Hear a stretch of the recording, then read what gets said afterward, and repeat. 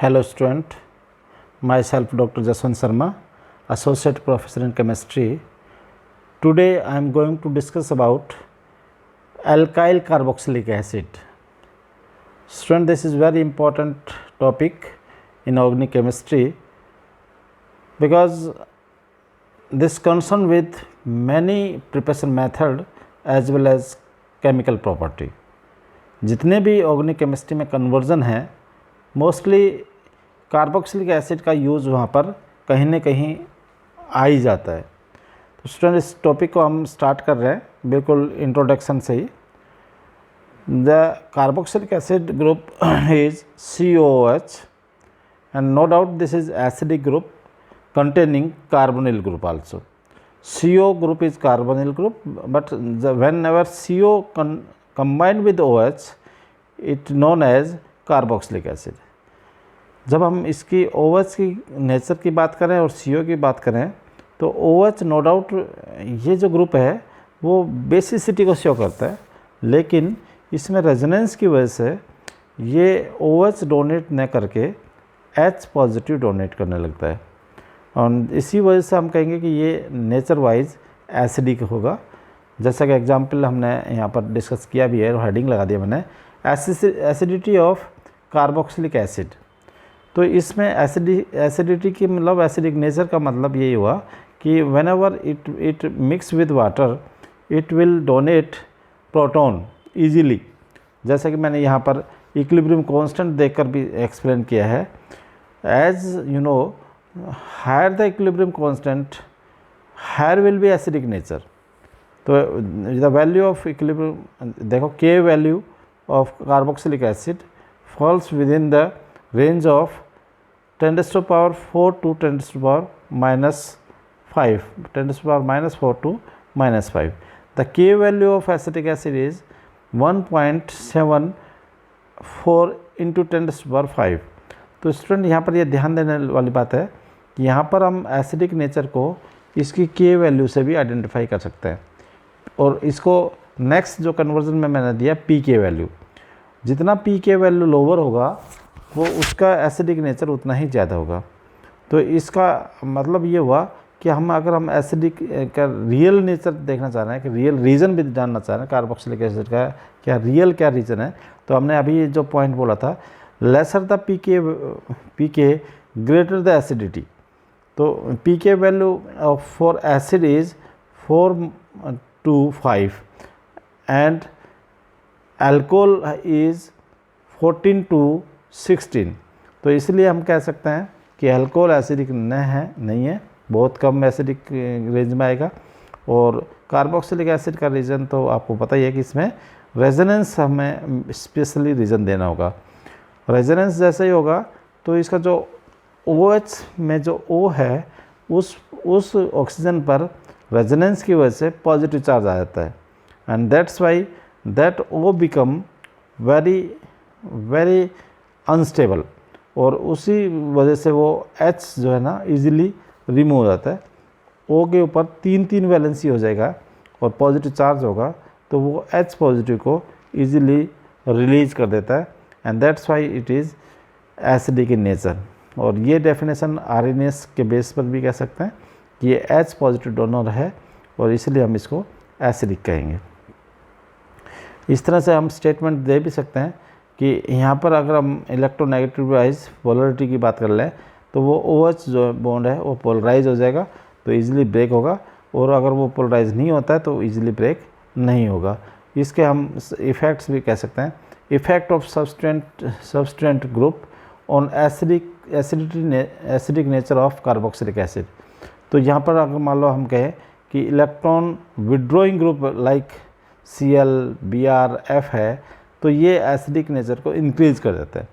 और इस तरह से अगर बाय द वे दूसरा एग्जांपल देखें, इलेक्ट्रॉन डोनर ग्रुप होंगे, जैसे R भी एक इलेक्ट्रॉन डोनर ग्रुप है, OH डोनर ग्रुप है, NH2 डोनर ग्रुप है, ये एसिडिक नेचर को डिक्रीज कर देते हैं। और इसी सीक्वेंस में हमने एक कंपैरिजन दिया है। देखो एमाइड में NH2 ग्रुप आ गया तो ये less acidic then carboxylic acid, और इधर देखें तो Cl आ गया, this is more acidic then carboxylic acid. तो ये इस तरह से हम कंपेयर कर सकते हैं। नेक्स्ट पॉइंट पर अगर हम फिजिकल प्रॉपर्टी देखें तो फिजिकल प्रॉपर्टी में लोअर कार्बोक्सिलिक एसिड है वो लिक्विड फॉर्म में होंगे, और इस तरह से इनका बॉइलिंग पॉइंट इनका, क्योंकि इसमें हाइड्रोजन बॉन्डिंग हो सकती है और इसलिए इनके बॉइलिंग पॉइंट कुछ ज़्यादा भी हो सकते हैं due to intermolecular hydrogen bonding. तो ये इनका जो फिजिकल प्रॉपर्टी में स्पेशल कैरेक्टर ध्यान देंगे। अब हम बात करेंगे method of preparation of carboxylic acid. तो स्टूडेंट ध्यान देने वाला पॉइंट यही है कि हमें कार्बोक्सिलिक एसिड प्रिपेयर करना है। तो कुछ एग्जांपल्स जो प्रीवियस है, लाइक हमने अल्कोहल पढ़ा था, एल्डिहाइड पढ़ा था, तो एल्डिहाइड और अल्कोहल का जो हमने केमिकल प्रॉपर्टी जब वहाँ पढ़ा, तो आज उसका ये प्रिपरेशन मेथड बन चुका है। क्या प्रिपरेशन मेथड हुआ? This is the chemical property of alcohol and aldehyde, oxidation of primary alcohol and aldehyde. तो ये हम प्रीवियस चैप्टर में पढ़ भी चुके हैं। ऑक्सीडाइज हो जाए तो नेक्स्ट मेथड है ऑक्सीडेशन ऑफ एल्कीन, ऐसे hydrolysis of nitrile, hydrolysis of ester, ऐसे ही carboxylation of Grignard methods, carboxylation of alkenes and from malonic ester. तो वन बाय वन एग्जांपल्स जो हैं इनसे आप भी को क्लियर कर सकते हैं। तो ये हमने प्राइमरी अल्कोहल लेकर, देखो अल्कोहल का पहले ऑक्सीडेशन हुआ और इससे एल्डिहाइड बना, एल्डिहाइड का ऑक्सीडेशन से कार्बोक्सिलिक एसिड बन गया। इसके लिए ऑक्सीडाइजिंग एजेंट K2Cr2O7 लेंगे। तो दोनों एग्जांपल्स आपके सामने बिल्कुल क्लियर है, इसको आप अच्छे तरह समझ सकते हैं। वैसे आपने ये अल्कोहल में भी पढ़ा है। नेक्स्ट मेथड की बात करें कि ऑक्सीडेशन ऑफ एल्कीन के ऑक्सीडेशन की बात कर लें तो एल्कीन के ऑक्सीडेशन में क्या होगा, C वो बॉन्ड ब्रेक हो जाएगा, उसका C बॉन्ड क्लीवेज होगा और इक्वल हो या अनइक्वल हो कार्बन्स, वो जो भी करस्पॉन्डिंग कार्बन है हाफ कार्बन्स रेशो इधर होगा, हाफ इधर होगा, और इस तरह से वो इक्वल रेशो में डिवाइड होकर और दो टाइप के कार्बोक्सिलिक एसिड बना सकते हैं। अगर टोटल डबल बॉन्ड के साथ एक इधर कार्बन है एक दूसरी तरफ कार्बन है तो टोटल कार्बन 4 हो गए, 4 के हाफ करते तो 2 बन जाएंगे। तो 2 में जैसे हम कहें कि नीचे एग्जांपल दे रखा है 2 ब्यूटीन में अगर हम ऑक्सीडाइज करें तो 2 ब्यूटीन का मतलब 2 कार्बन क्लीवेज होने के बाद ऑक्सीडाइज करके और 2 कार्बन वाला एसिड बन सकता है, दैट इज़ एसिटिक एसिड बन जाएगा।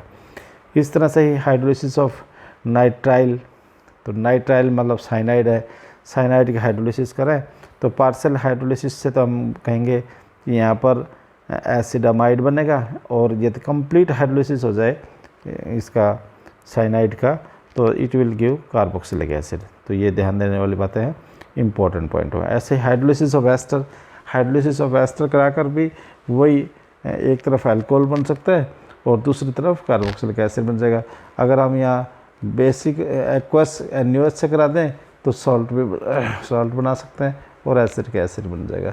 तो कुल मिलाकर अल्कोहल और एसिड यहाँ पर हाइड्रोलिसिस के प्रोडक्ट होंगे, हमें ये ध्यान देना है।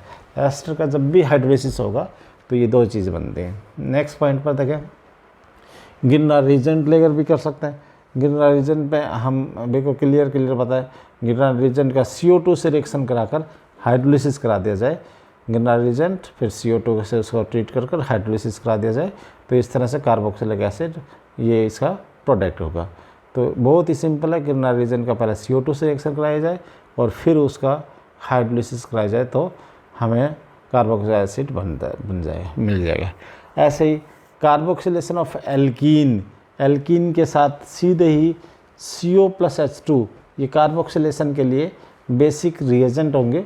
इसको यहाँ पर एल्कीन के साथ इसको ट्रीट करा दिया जाए, काफ़ी हीट टेम्परेचर पर 300 से लेकर 400 डिग्री सेंटीग्रेड टेम्परेचर दे दिया जाए, तो इससे एक कार्बन से बढ़कर कार्बन वाला कार्बोक्सिलिक एसिड बन जाएगा। जैसे 2 कार्बन की एल्कीन है तो CO के साथ अगर H2 लेकर हीट करेंगे तो 3 कार्बन वाला एसिड बन जाएगा। अगर 3 कार्बन वाली एल्कीन है तो उसमें CO+H2 यानी 4 कार्बन वाली बन जाएगी। इस तरह से ये एक बिल्कुल सिंपलेस्ट मेथड है। CO और जो स्टीम है वो लेकर हाई टेम्परेचर के साथ ये ट्रीटमेंट देकर और जिसको बोल देंगे कार्बोक्सिलेशन, मतलब एडिशन ऑफ CO। इस तरह से CO के साथ COH बन जाता है। नेक्स्ट देखो एग्जांपल, मेलोनिक एस्टर भी one of the best example for preparation of carboxylic acid. तो ये मेलोनिक एस्टर दे रखा है, इसमें मेलोनिक एस्टर में आप देख पा रहे होंगे RCH और COO C2H5 इसके साथ अगर हम इसको इजीली यहाँ से CO2 गायब कर देते हैं तो एक तरह से एक पॉइंट वो हमारे लिए कि यहाँ पर हाइड्रोलिसिस एक इम्पॉर्टेंट प्रोसेस होगा। तो यहाँ पर एस्टर का हाइड्रोलिसिस से हमेशा कार्बोक्सिलिक एसिड बनता है। तो ये डाई कार्बोक्सिलिक एसिड का मॉलिक्यूल दिख रहा है, इसमें से एक CO2 गायब कर दी जाए तो वो मोनो कार्बोक्सिलिक एसिड ये एज ए प्रोडक्ट बनेगा। These are the very important method for preparation of carboxylic acid. तो स्टूडेंट इसमें हम आज इतना ही टॉपिक में रखेंगे, that is the preparation of carboxylic acid and the introduction of carboxylic acid. तो ये दोनों इंपॉर्टेंट टॉपिक थे, मैं जहाँ तक समझता हूँ आप लोगों को बहुत ही समझ में आएगा। Thank you for listening.